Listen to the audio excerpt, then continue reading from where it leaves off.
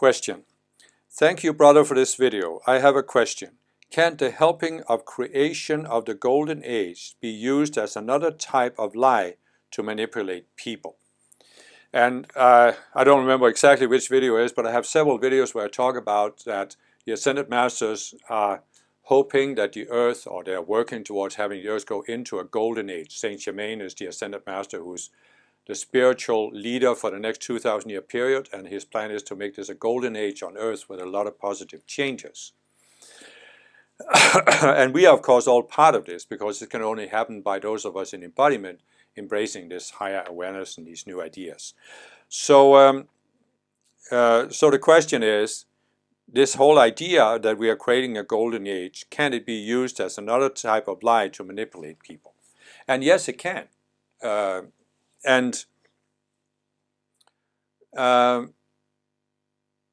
Basically anything can be used by the ego or by certain false teachers to manipulate people. I have a playlist called Ego Dramas, and I have one video where I talk about the epic dramas. And the idea of an epic drama is that you have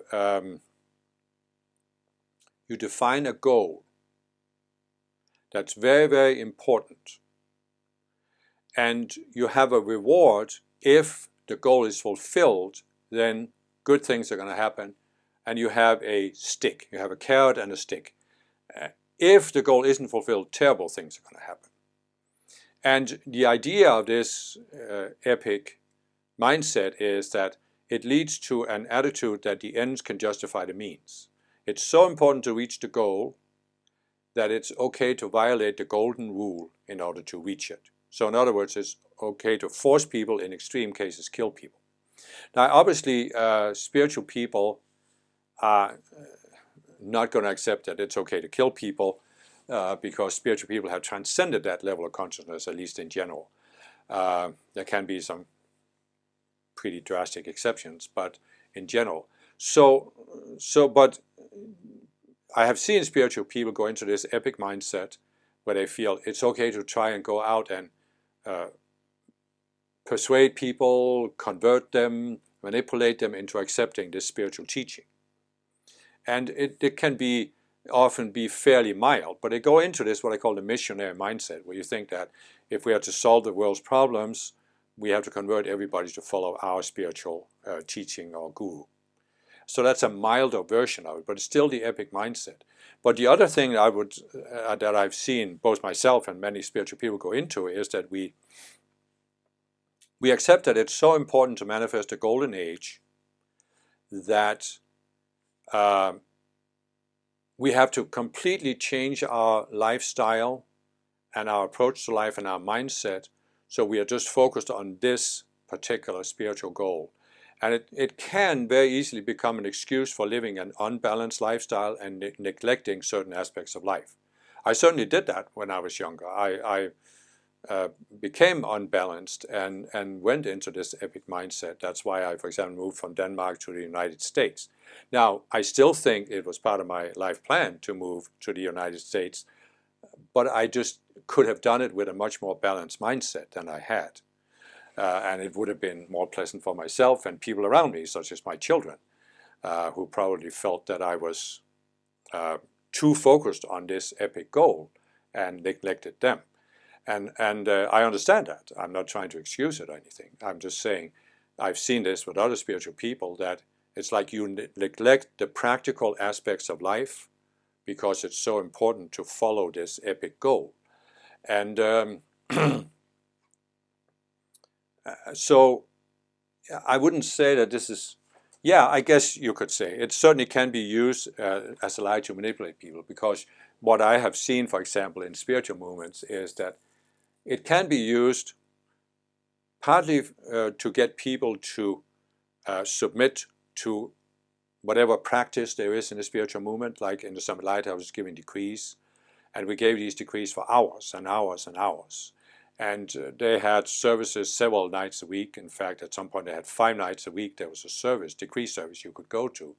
And obviously you couldn't have a normal practical life, especially not if you had children or a job, and do all of this. So in a sense, people were, I won't say they were really manipulated, but they were pulled into having an unbalanced lifestyle because of it.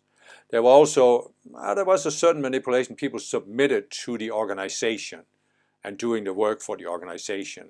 And this became really extreme when the Summit Lighthouse went into this cycle of building bomb shelters in the late 1980s and ending in 1990.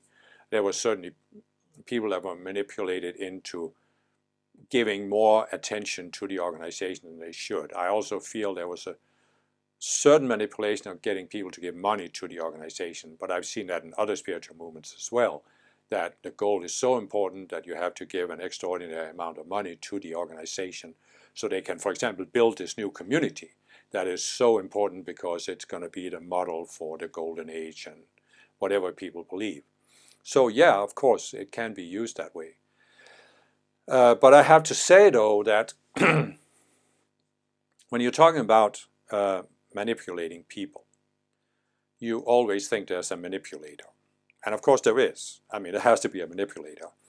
And in many cases, it's always seen as it's the guru, because you have this stereotype that's projected out there by the entertainment industry and the media, that you have this malevolent guru who is just trying to get power or money and manipulate his or her followers. And I understand that, and I know there are some very drastic examples of this happening, but I have to say from my own experience, as a person who has always focused on it's my responsibility to take command over my own state of mind, a manipulator can only manipulate people if they haven't taken responsibility for themselves, and therefore they are allowing themselves to be manipulated. And in this case, with the idea of a golden age and what I call the epic mindset, yes, you can have a guru who's in the epic mindset, who's basically bought into it. They've drunk their own Kool-Aid.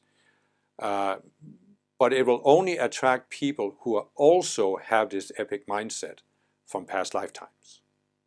And really, you look back at the history of the earth, and you can see that the epic mindset certainly does not apply only to spiritual movements. Second World War, epic mindset all the way around. Many other wars. The Crusades, religious version of the epic mindset. And you see so many examples of this. Marxism, the Marxists I met in college, they were totally in the epic mindset. And you just see it all over. So what I'm saying is that when you look back at the history of the earth, you can see that many, many people may have been in this epic mindset for many lifetimes. And therefore they come into this lifetime with the epic mindset, and that's why they are attracted to, for example, a spiritual movement that talks about a golden age. However, you have to be very careful here. There is a reality to the earth moving into a better age. You can also look back at history and see that there has been, for a long time, a steady progression. Democracies have emerged, more humanity, at least among some people, a better standard of living. There is a progression. So it's very important not to throw the baby out with the bathwater, right? Because this is what I see in so many people, that I always talk about the duality consciousness has the two dualistic polarities. So what happens is that people who go into the epic mindset, they can very easily become so unbalanced and so extreme they can't stand it anymore. And now they can flip to the opposite polarity of denying, oh, there is no cause, there is no purpose, this is all just wrong, this is all manipulation. But there is a reality that the earth is in the process of being improved, but we have to play a part in it. It's just that you can come to a point, and this is what I always talk about, as a spiritual person, it's always about looking at yourself, your own psychology, your own state of mind. So you can come to a point where you have transcended the epic mindset in yourself by overcoming these subconscious selves that I always talk about. So you have transcended the epic mindset. But it doesn't mean you now have to say, oh, well, there's nothing to strive for. Nothing matters. It's all just a dream. You don't have to go into that. You can find a balanced approach to working towards a golden age. And so that's why I'm saying, can't the creation of the Golden Age be used as another type of lie to manipulate people? Yes, it can. But does that mean that it is a lie? No, because you can approach it from a balanced perspective that isn't the epic mindset.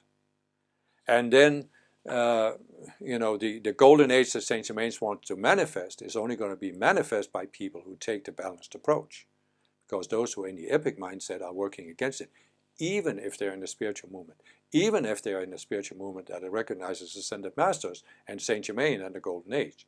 If you are in the epic mindset, you are actually helping to reinforce that in the collective consciousness. But the real way to manifest the Golden Age is that more and more people transcend the epic mindset and go into a balanced state of mind where you can receive intuitively all of these ideas that Saint Germain and other masters are just waiting to release. They just need an open mind that can receive it. And an open mind always means a balanced mind, a non-attached mind. When you go into the epic mindset, you are polarized towards one or the other extreme, and that means you close your mind. You close your mind to a higher awareness.